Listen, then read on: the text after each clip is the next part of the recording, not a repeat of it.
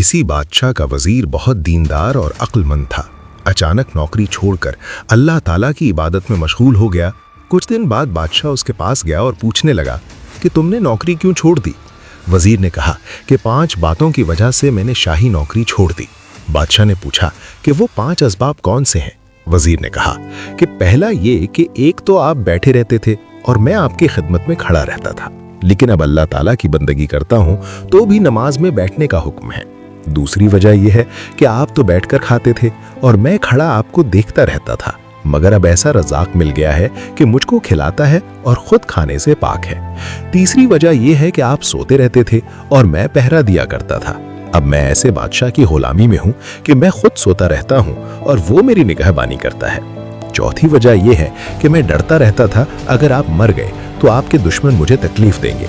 अब ऐसी अजीम हस्ती की खिदमत में हूं जो हमेशा कायम रहेगा, इसलिए मुझे किसी का खौफ नहीं।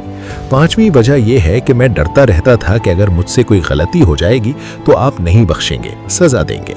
लेकिन अब मालिक ऐसा रहम दिल है कि दिन में 100 मर्तबा भी गुनाह करूं तो वो तौबा करने से बख्श देता है और अपने बंदे से बेपनाह मोहब्बत करता है।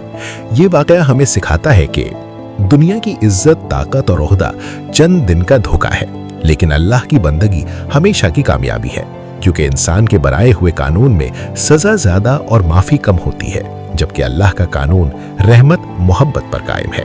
जो शख्स अल्लाह को अपना मालिक, अपना खालिक बना ले, उसे न मुस्तकबिल का खौफ रहता है, न माजी का गम।